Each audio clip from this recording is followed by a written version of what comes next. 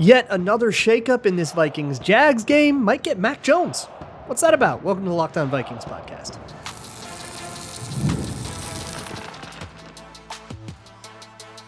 You are Locked On Vikings, your daily Minnesota Vikings podcast, part of the Locked On Podcast Network, your team every day. Hello, everybody, and welcome to the Locked On Vikings podcast, where we're always trying to learn something new. It's part of the Locked On Podcast Network, your team every day. Thank you so much for making Locked On Vikings your first listen of the day, every single day. Appreciate my hashtag everydayers and my patrons at patreon.com/LukeBraunNFL, where you can find original film breakdown content. The show is brought to you by LinkedIn. LinkedIn Jobs helps you find the qualified candidates you want to talk to faster. Post your job for free at linkedin.com/LockedOnNFL. Terms and conditions apply. So, first things first on today's show. It is Friday. That means we got a couple things you're very familiar with. You know the deal. It's the Zover-Under. That's where we talk about all of the lines at FanDuel and what they imply about this game. What does the public think is going to happen in this game, as well as your bold predictions. Very excited about them this week. But first things first. It came out on Thursday morning, early Thursday morning, that Trevor Lawrence, who was limited in practice on Wednesday with a shoulder thing, talked yesterday with Tony Wiggins of Locked On Jags, and he was, I think, a little more concerned than you usually would be for limited Wednesday shoulder. Maybe he's going to be banged up, but when it comes to the quarterback, the franchise quarterback, a lot of times they push through and they play, right? And they say, nah, you can't keep me off the field with a gun. Like I'm playing, right? And I have a feeling that if it were an option, that's probably what Lawrence would do too. But now we are getting different reports. Ian Rappaport and I want to say like Jay Glazer, like a bunch of people, reported varying degrees of concern that Trevor Lawrence is going to need surgery on his shoulder. And all of them said the very specific phrasing that Trevor Lawrence is not expected to play in this game. That's not sure. He's not declared out, although by the time you listen to this, if you're listening to this over the weekend, you might get that final injury report. You might be out. Something to watch, right? But what changes if it's Mac Jones versus if it's Trevor Lawrence? So the deal with Mac Jones, I think, was always that the NFL required him to do a little more than college did. That's maybe a really scathing way to put it, but he is on his second team and he's serving as a backup now as a first-round pick, so maybe scathing is appropriate.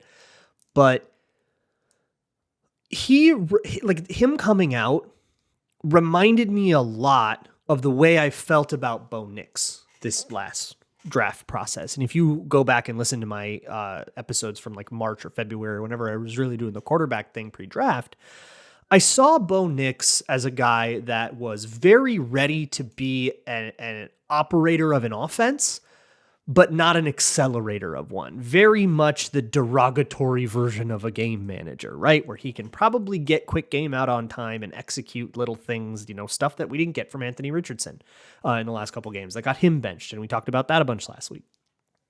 So stuff that puts him above that kind of idea, but not the kind of thing that like an NFL defense, you got to go for a little bit more explosiveness, right? You've got to find your niche, your thing that just like kicks a whole bunch of ass. And Mac Jones never found that. He had, that leads to a rookie that looks disproportionately good early compared to the rest of his draft class. Remember 2021 when Mac Jones made the playoffs with the Patriots and he was outplaying basically everybody in that draft class except arguably Trevor Lawrence. And even then, he was kind of outplaying Trevor Lawrence because that was the Urban Meyer year, and we all just kind of ignored Trevor Lawrence that first year. And we were like, is Mac Jones the best QB in this class? And then with some time, people sort of usurped him. He fell back to earth. A lot of that 2021 draft class just went bad anyways, and it turned into a huge moot point. But Mac Jones sort of topped out at good for a rookie. And once you're a second and third year player, that's not cute. That's it. So that's the story I remember about Mac Jones. And in just like a quick investigation, that prior kind of gets confirmed with like pressure and no pressure stats or blitzed and not blitzed stats. I will be curious to see what the Vikings do. I think the name of the game is get pressure on Mac Jones. Not because he's unathletic, but because when he tries to use his athleticism, all the biggest bozo stuff comes out. That's when he does the dumbest crap. And dumb crap is very good for the Vikings in this case. If we're playing against Mahomes, I don't know how good I feel about dumb crap, right? Jordan Love, his dumb crap is ordained by God. But Mac Jones' dumb crap is not. Mac Jones' dumb crap is Chandler Jones pick-sixing you in a tie game with as regulation expires. Like, that's the Mac Jones dumb crap I want a piece of. So how do you get pressure on Mac Jones instead of just letting him sit back there and try deep balls to Brian Thomas all day, which, by the way, his deep ball has historically not been as successful. We actually discussed a lot of that stuff on the Minnesota Football Party as this kind of was breaking like right before like an hour before we went on. So we were all kind of figuring, adjusting to that information in real time. So how do you get pressure? Well, there's backups going in on the Jacksonville O-line, namely Ezra Cleveland, who got hurt. Cooper Hodges took over for him. He got hurt. Now it's Luke Fortner taking over. So they're on a third stringer there. They're missing a left tackle that they traded to the Vikings. That is another very interesting part of this, where you have a left tackle that knows that offense inside and out, that knows their protections inside and out. And I'm going to guess he's spent some time with Marcus Dixon today, or Durante Jones, or maybe even Flores himself this week. I mean, I'm going to guess that some conversations happened just about how the system works and the protections and stuff. Obviously, the Jaguars will change a lot about their terminology, and you're not going to be able to tell them what the pre-snap code words are or anything like that. They probably change those week to week. But you can at least tell them, okay, this is how they do their protections. They like to be in half slides. This is how their half slides work. This is their situation. And, at least get some pretty good scouting out of that. But I think the idea is, let's pick what this matchup is and isolate it. And I don't know what the matchup is that you like. I don't know enough about Walker Little or Anton Harrison or Luke Fortner, or maybe even Mitch Morse, the center, who's pretty long in the tooth at this point. I don't know how any of those guys, what matchup you want. And by the way, the right guard, the only guy I haven't mentioned yet is Brandon Scherf, who's having a dreadful season. So there are, I think, opportunities one-on-one here. But I always will get a little worried, because that's exactly how I felt about the Rams game. You're thinking there's third stringers, there's a tackle they don't really like in there. The center's a backup, the guard's a backup. And those guys held up in one-on-one situations just straight up with no help. Like, you just lost pass rushes there. Part of that, though, was Matt Stafford getting the ball out quickly and sort of limiting the amount of time that you had, making it harder to win in a pass rush, even against a backup player. And I don't know if you're going to get the same thing with Mac Jones, who versus pressure, his time to throw goes down a little bit, but he doesn't just dump it off. He doesn't Aaron Rodgers it. That's the most extreme example for me of a guy that for his whole career, whenever there was pressure, he was unbelievable at getting rid of it, or Drew Brees, right? And you have some people on the other end of it, like Jordan Love, who find pressure and run around, and their time to throw goes up. Mac Jones's goes down a little bit over the last couple of years of data. So I think there's a little bit, right, of trying to play that hero ball, like we talked about with Tony on yesterday's show. A little bit of that hero ball, but it goes bad a lot. So I want that. I want to get to there. And so it makes me feel good about the way that we can approach this. And honestly, I don't know how much the game plan changes. Based on what Tony told me yesterday about Trevor Lawrence, you might have wanted to attack him the same way and put him into hero ball mode and wait for him to make a mistake. And it's just sort of a more juicy version of, but you're reaching for that same apple. I don't know what happens there. And obviously we've got all these bugaboos about backup quarterbacks. Everybody still remembers Cooper Rush, which was 3 years ago at this point. And the only other time the Vikings played against Mac Jones was 2 years ago in 2022 on Thanksgiving against the Patriots. And that was the Donatell year. And so this is a totally different thing. So we don't have really all that much precedent for this kind of situation.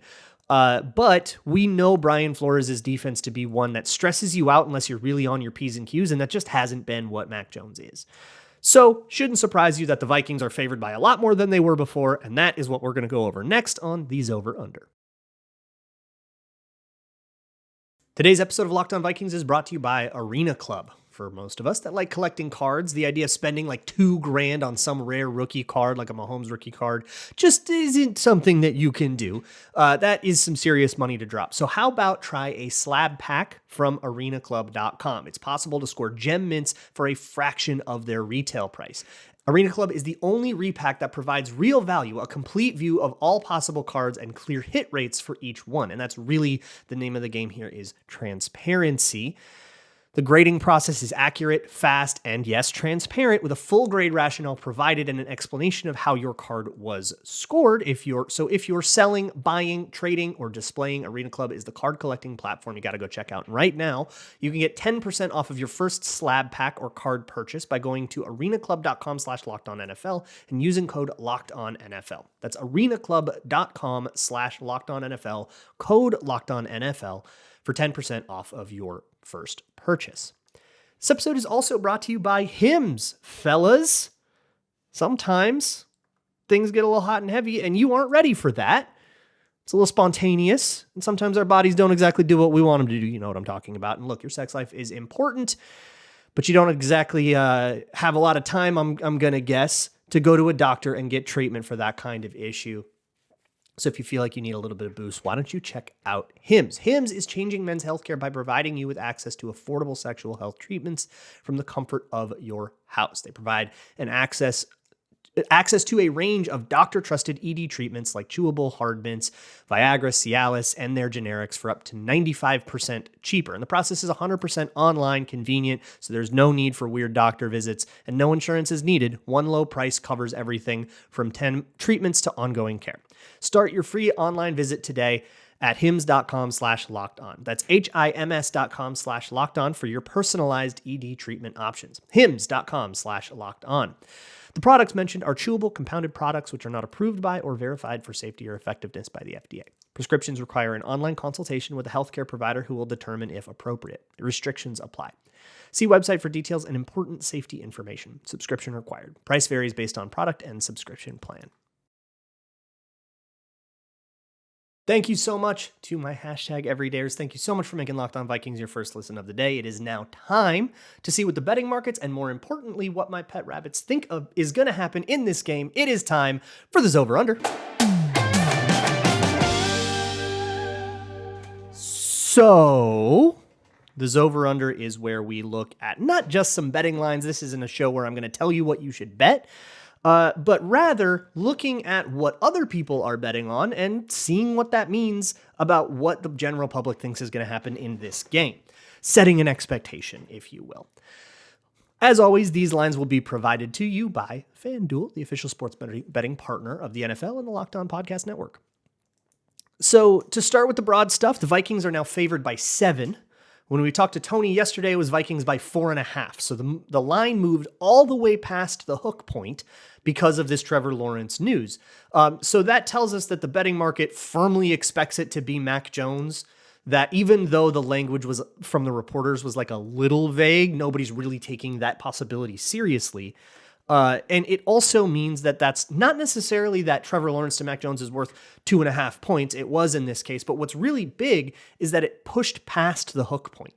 For those who maybe don't gamble, a hook point is the half a point away from like an average scoring margin, like a common scoring margin. So 7 points is a common amount to win a football game by, right? It's one touchdown. 6.5 would mean that there is, or 7.5, that extra half would be a hook point. And that means that now if you win by 7, the common thing, you would, the Jaguars would cover. So pushing it past that 6.5 hook point is like that last half a point means a lot more action had to happen. And it happened over the course of like an hour. I woke up to the news about Trevor Lawrence. I turned on FanDuel to see what was going on before I recorded the Minnesota football party, which you can, by the way, find live on Locked On Minnesota Sports Mondays and Fridays and Thursdays. And you can catch the audio right here on Locked On Vikings if you're subscribed to this audio feed. But what I saw it at 6.5 for like a split second, and then I literally watched it turn over. So people were hammering 6.5 so hard that they gave up the hook point. That is a significant thing for FanDuel to do. So a confident Vikings touchdown And the over-under is 44.5. So that implies something like 26-19. That would be the kind of score that Vikings by 7 and an over-under of 44.5 would imply. But by the way, if you go to on FanDuel, if you go to like the individual team scoring, the Vikings are 26.5. So that tracks with that. But the Jaguars are 17.5. That's probably because things normalize to more common football scores, right? 19.5 is a weird number. 19 is a weird number. 17 is less of a weird number. I guess 20 is a normal number though, and you're basically just saying under 20. But that's where it was at least when I saw it. And that means a little less confidence on the Jaguars, just generally. Like, it feels as though, like, if that's the spread and that's the way the market has kind of hit that and how the hook points have all lined up, but people are even a little less confident in the Jaguars than that. And I think that trend continues. So similar to last week, if you look at the touchdown scorers, last week we only had 2 minus odds touchdown scorers. So 2 players that the FanDuel odds makers and market thought were going to score a touchdown, better than 50% to score a touchdown. Those were Aaron Jones and Justin Jefferson. And it's the same 2 guys, and there's no Jags again. So Aaron Jones minus 135 and Justin Jefferson minus 105. What that told us last time, and it definitely bore out, was that there were no Colts that were like hashtag the guy. Nobody was like the guy. Even Jonathan Taylor, who I guess has been banged up too, so that was weird. But even Jonathan Taylor wasn't plus odds to score a touchdown, and it bore out. Nobody on the Colts except the defense scored a touchdown. So similarly, there are 3 or 4 Jags that are likely-ish, but they're closer to 2-1. Tank Bigsby is the favorite among the Jaguars to score a touchdown. That's plus 180. Brian Thomas plus 200. Travis Etienne plus 200. And Evan Engram is plus 220. So all those guys are hovering around. But what that tells us is if you like compound all of those probabilities, it is likely that someone in there gets a touchdown. But the market has no idea who. There is nobody on the Jaguars that is like, this is the guy the offense funnels through. And that is just like, when there is, that's like an extra challenge for the defense to have to deal with. And again, it shows a lack of confidence, not only in the Jaguars, just like quality wise, but if the Jaguars do well, the market doesn't have any idea how that's going to transpire.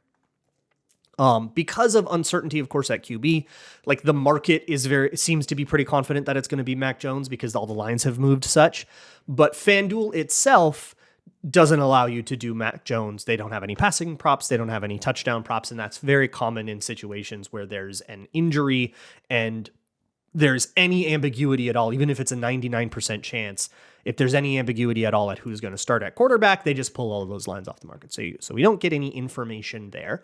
But I would guess that with the way that the Jags touchdown scorers are, that the passing touchdown over under for Mac Jones would be either over 0.5 or under 1.5 would be really short odds. Essentially that the betting market would be very confident that there will be 1 touchdown and 1 touchdown only. That's usually the way that those things line up. As for a couple other Vikings, Aaron Jones at 70.5 rushing yards. I think that is his highest one yet again.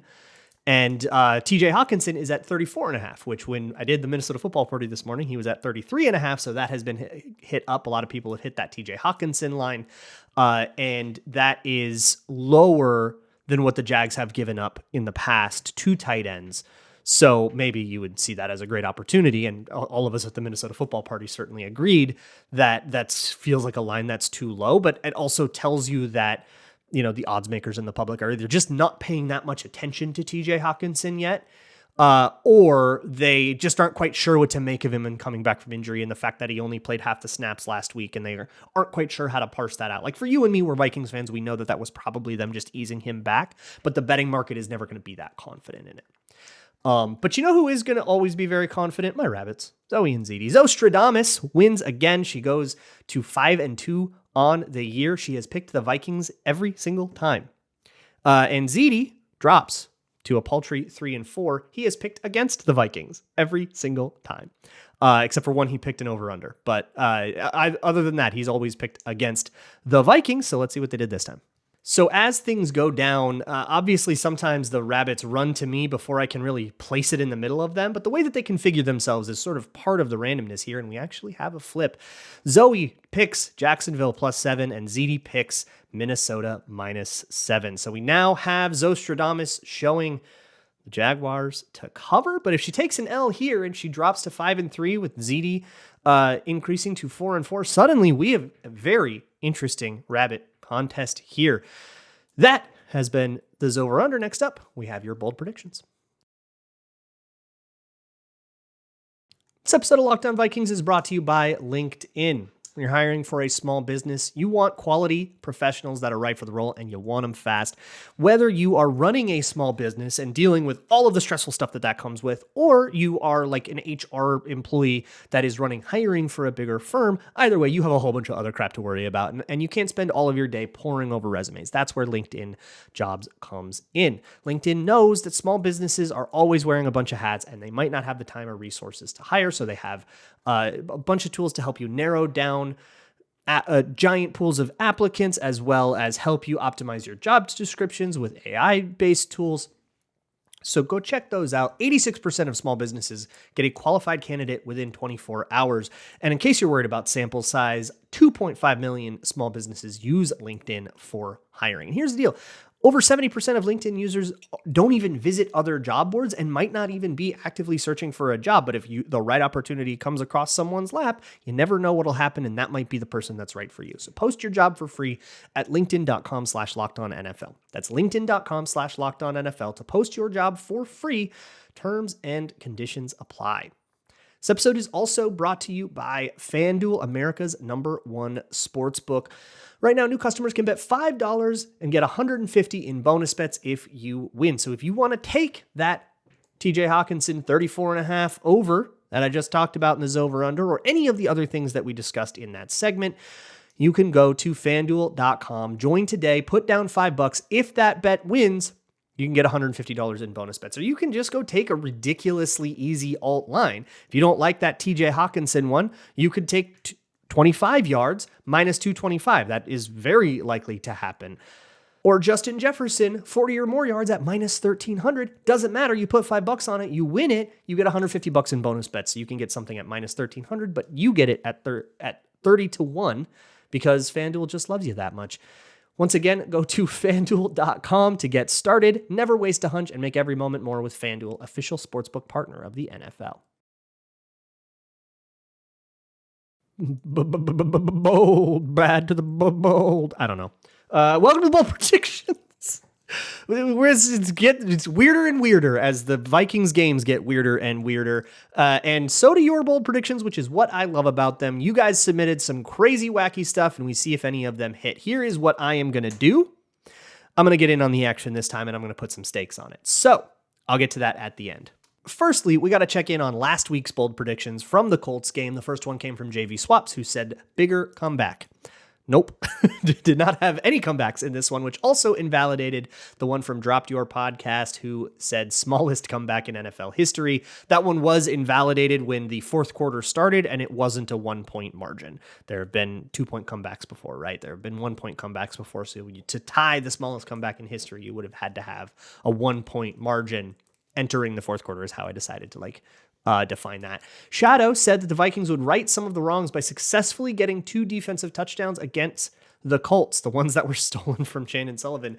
Well, you got it the other way. The Vikings had another stolen defensive touchdown that should have been called back because of penalty, which is another weird one. And so I guess now the Cosmos owes us 3 defensive touchdowns. Maybe that would be a bold prediction. It's not going to be the one I do, though. Scoliosis says that both teams would have moments where the sky is falling and moments where they look unstoppable, and every quarter would be won by 14 or more points, but the final score would be within 6. Didn't even get there with the final score. Certainly didn't get there with the quarters being won by 14 or more. It wasn't that high scoring of a game, but I think in spirit you had the vibe. I felt it too, that the game would feel kind of swingy, and you kind of had this first half where it felt like the Colts, they were going to halftime 7-0, and then the second half the Vikings just dominate, and the first half was like this frustrating. They were kind of outplaying them, but they couldn't get onto the scoreboard.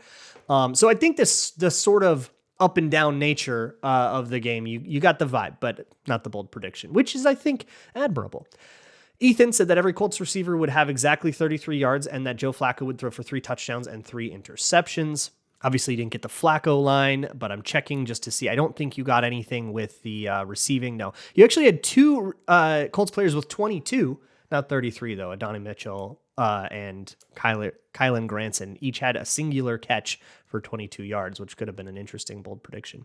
And then finally, Eric the Red said that there would be 6 touchdowns, 6 punts, and 6 turnovers between the teams in the spirit of Halloween, replicating the mark of the Prince of Darkness and dooming both fan bases to an eternity of torment and damnation. And I think the real mistake you made, which I pointed out last week, was we're already here. This is the bad place. So let's move on then to week 10 against Jacksonville. First one comes from Shadow, who has gotten on this board a lot. Shadow, you're cooking. All right, you're doing great. Who says that the Jaguars are 1-6 against the Vikings all time. On the Jaguars QB's first 7 throws, he will have exactly 1 completion. So I like this prediction. I'm going to change it a little bit to actually make it less bold, not because I have a problem with the boldness of it. I think picking an exact quarterback line is pretty bold, but rather I need the score to show 1 for 6 for 10 yards or whatever, which means it would actually just be the first 6 passing attempts having 1 completion, not the first 7. So first 6, exactly 1 completion, which I think is easier and would actually show the 1-6 parallel that you're looking for. The 14-yard line that tackled Danny Dimes, I get a kick out of that every time, man, says that each team's leading receiver will be a defensive player. For example, an 82-yard interception return would be 82 receiving yards, which is more yards than Justin Jefferson, etc. And the same thing for the Jaguars. So that would be insane to have that happen with both teams. I will think about it. I'm thinking about maybe just making this for... No, you said 2 teams. I'm not going to make you less bold. Good for you.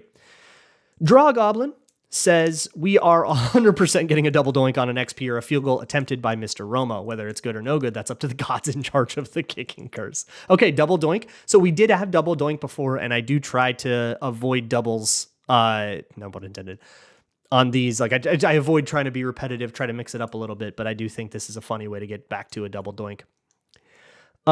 Peter Larson says that in honor of Mac Jones starting, touchdown scorers in this game will have a last name that can spell Jones. So the first touchdown scorer would be, for example, Jefferson or Aaron Jones. The next one would be Josh Oliver. That'd be J-O, and then Naylor, J-O-N, and so on and so forth.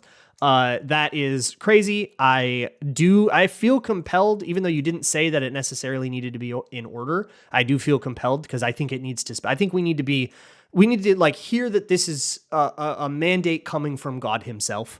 So I need to hear. I need it to spell. I need it to be in order for this to happen. And then the last one I took is coming from Jared Conrarty, who says that my bold prediction is that you won't use my bold prediction on your show, so you'll have to count it when you inevitably don't use it. Gotcha. So I'm going to get myself involved in this, okay? Here's the deal. We have already hit a bold prediction. We hit one week 1. We hit a bold prediction, and that meant that I get punished. My punishment, as I decided, was that I was going to do that viral fantasy punishment about eating my age in eggs. I think I ended up, because the total points scored in that game was 34, I think I ended up promising 34 eggs in one waking day. 34 eggs in a day. I am going to make things a little interesting, and because this is a solo podcast, you can't stop me. By the time you listen to this, I will have already made the decision, and this isn't democracy. So this is happening. I will say my bold prediction is that Justin Jefferson will retake the NFL lead in receiving yards. Jamar Chase just had this absolutely insane game on Thursday Night Football. He's up by, I think, like 190 or something like that. And that at the end of this game, Justin Jefferson will retake the NFL receiving yards lead. Mind you, Justin Jefferson's down 190, and he's played two fewer games than Jamar Chase because the Bengals haven't had their bye yet. If this happens, I will cancel out the other bold prediction win, and I don't have to eat eggs. If I hit a bold prediction, I can cancel out one of your bold predictions. I'm deciding to add that rule because it's kind of fun, and I'm going to keep trying throughout the year. But if you guys hit another one, if you guys hit a second one, I'll change the prediction somehow or the punishment to somehow reflect that, okay? We're going to put a little stakes on it. We're going to have a little fun. I will see you guys all on the other side. I will be traveling this weekend. I'll be at this game. So the recap will come from a hotel room.